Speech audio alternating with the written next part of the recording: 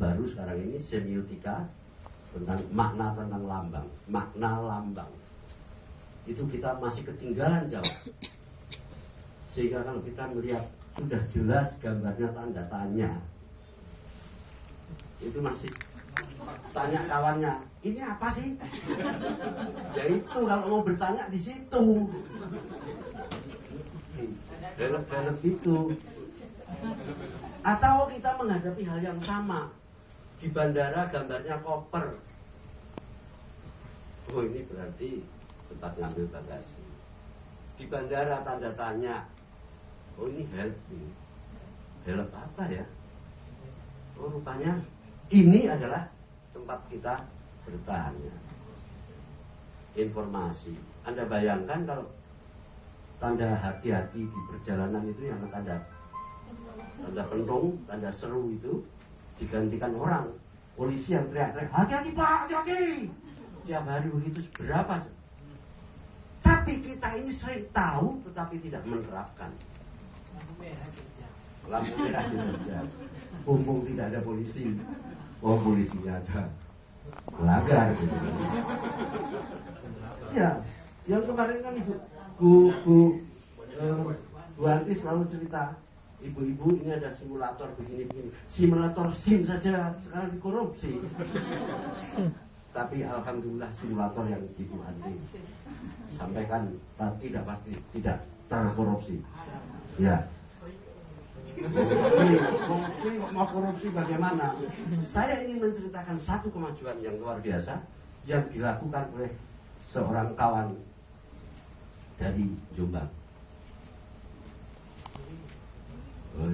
Tidak semua orang Jombang, Pak. Ketika Bu Anti dan kawan-kawan di Siboleh mengajarkan model persis situasinya seperti ini, bagus sekali situasinya. Mula-mula tertarik, lama-lama jenuh, buka yang lain. Guru tetap ngoceh, yang lain memperhatikan, yang sebagian sudah kemana-mana. Di antara peserta ada yang tekun, dia pulang merenung. Kalau saya bisa membuat itu lebih baik dari yang diajarkan Bu Anti, saya akan dapat manfaat banyak. Tidak lama dari waktunya sesudah penataran di Jakarta, ibu itu menulis. Bapaknya cepat sekali nih Pak. Ini kita doakan bagus kok. Bagus sekali dia menulis. Bahkan yang ditulis step by step itu lebih bagus dari apa yang disampaikan Bu Anti dan kawan-kawan. Siapa itu? Ibu Amiroh dari SMK 3 Jombang. Beliau sekarang sudah menerbitkan bukunya itu. Terbit Pak bukunya. Dia dapat duit Pak. Nah, luar biasa. Jadi ini Bu Anti tadi kan hanya sekedar mari nanti kita lihat tanggal sekian. Tapi bagi kawan-kawan barangkali sudah berpikir aku mau nulis. Jauh meninggalkan kawan-kawan saya karena pendidikan Korea tadi. 1 menit 120 langkah. Saya lebih dulu dari kawan-kawan. Nah, itu manfaat dari pelatihan-pelatihan. Jadi yang ibu bapak hadapi sekarang adalah kondisi masa depan, bukan kondisi kemarin. Kalau kondisi kemarin tadi itu masih kertas ulangan, masih ini begitu. Namun begitu ada satu pegangan yang saya ingin ingatkan bersama ibu bapak. Kalau nggak ada, ya itu di atas Pak. Oh ya. Harusnya dipasang ikon gitu ya Pak ya. Nah, kita belum biasa. Baik. Ada satu prinsip mengenai konten yang harus ibu pahami dan ibu ingat kembali. Ada 3 lingkaran. Lingkaran yang terdalam adalah apa yang harus diberikan Ini yang harus. Ini jangan dilupakan. Jangan antara wajib dan sunnah dilupakan, malah mengejar yang sunnah, yang wajib tidak dilakukan. Nah, ini kita sering terjebak begini kalau kita tidak ingat 3 lingkaran ini. Lingkaran yang paling tengah ini yang harus, inilah yang harus dikuasai siswa. Dengan cara apa? Berbagai cara. Edmodo, animating, dan sebagainya. Itu untuk mendukung ini. Yang kedua, lingkaran kedua, ini yang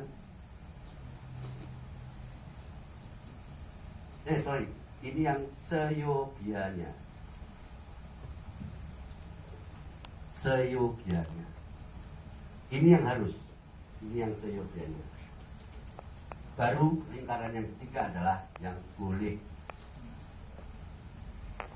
Tidak ada ini, tidak apa-apa. Tapi yang ini diberikan. Lingkaran yang kedua itu yang seyogianya. Ya Pak ya. Jadi sama-sama menggunakan Edmodo dan anything. Ibu bisa pertimbangkan mana yang paling tepat. Satu pokok bahasan saja yang menggunakan Edmodo, satu pokok bahasan lain menggunakan ini. Tidak terus-menerus ceramah. Ini kan metode sering dalam menentukan metode pembelajaran kan, metodenya apa? Ceramah, diskusi, penugasan. Yang dilakukan ceramah terus. Kadang-kadang penugasan itu diberikan karena ada tamu dari Jakarta. Siswa diberikan penugasan. Nah, kembali lagi, lepas dari tamu dari Jakarta tadi, kembali lagi lingkarannya adalah harus, seyogianya, dan boleh. Pegangan inilah yang harus dilakukan. Yang sama-sama lingkaran ini, hati-hati masalah konten. Mengukur konten yang langkah pertama dan sampai kelima. Langkah pertama, konten itu harus benar. Jangan terjebak hanya karena mengambil dari sumber. Wah, ini sudah ada sumber ini, tapi ibu bapak tidak mengecek lagi, salah ternyata materinya. Karena sekarang kita sadari juga banyak informasi-informasi yang bentuknya sampah. Jadi sama-sama informasi mengambil, ibu harus tetap cek. Validasi. Sering mungkin pernah ibu bapak dengar anak SD di Jakarta tiba-tiba membaca buku bacaan, bacaannya Istri Simpanan. Luar biasa. Kayak nyindir bapaknya aja. Istri simpanan, terpaksa dia tanya pada orang tuanya, istri simpanan. Nah, jadi heboh. Sekarang yang heboh bukan hanya bacaan, Pak, lagu. Bapak bayangkan kalau tiba-tiba ada lagu yang sekarang ini ada. Tidak selamanya selingkuh itu indah. Luar biasa gobloknya pencipta itu. Tidak ada nurani. Siapapun itu ya. Seperti halnya film yang barangkali juga nonton, Buruan Cium Gua. Tidak risih mendengar itu. Ini kan sampah sebetulnya. Informasi seperti ini sampah.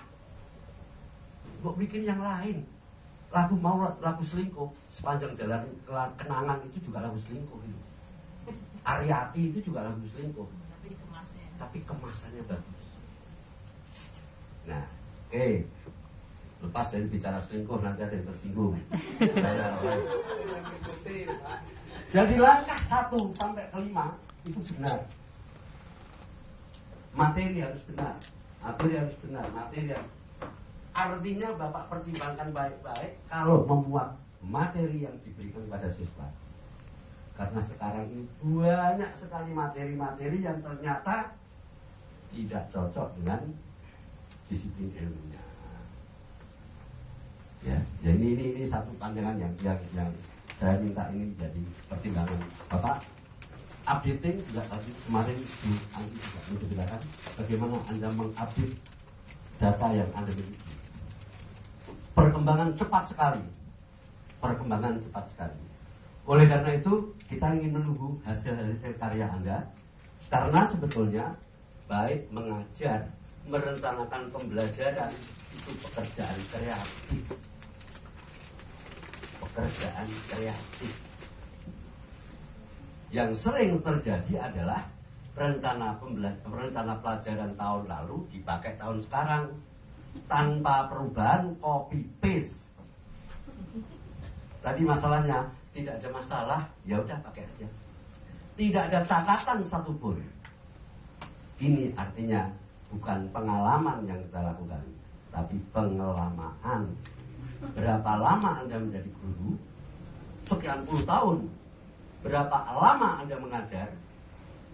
Berapa pengalaman Anda mengajar? Masih sedikit. Karena kita tidak belajar dari pengalaman. Ibu bapak sekalian, saya ingin menutup ini dengan cerita. Juga saya memang cerita. Sekali lagi, yang buat yang sudah pernah dengar ya diem aja dulu. Karena ini permintaannya Mas Payet. Saya mengenal seorang tukang kayu yang dia tekun bekerja. Pekerjaannya bagus. Terus menerus dia dipakai oleh bosnya. Bosnya seorang kontraktor.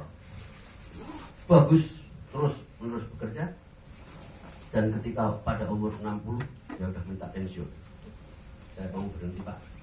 Anak saya udah kawin semua. Sekarang saya dianjurkan untuk berhenti bekerja karena saya tidak kuat naik lagi. Saya berhenti jadi tukang.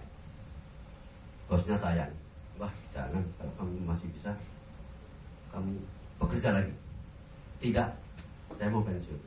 Begini, saya minta tolong, saya dibuatkan, ini pekerjaan kamu rumah terakhir. Pekerjaan terakhir kamu, tolong buatkan saya sebuah rumah. Sambil menggerutu dalam hati, dia kerjakan musik. Dia kerjakan, tetapi karena sambil menggerutu, apa yang terjadi? Rumahnya pokoknya asal jadi. Asal jadi. Untuk apa saya? Saya sudah mengundurkan diri kok masih pakai lagi. Maka kerjaannya, wah, bagi orang lain bagus, tapi buat dia sebetulnya bukan dari hatinya dia bekerja. Selesai, dilapor bosnya, rumah yang Anda pesan sudah selesai. Baik, terima kasih. Anda boleh pensiun dan rumah ini untuk Anda. Nyesel Pak.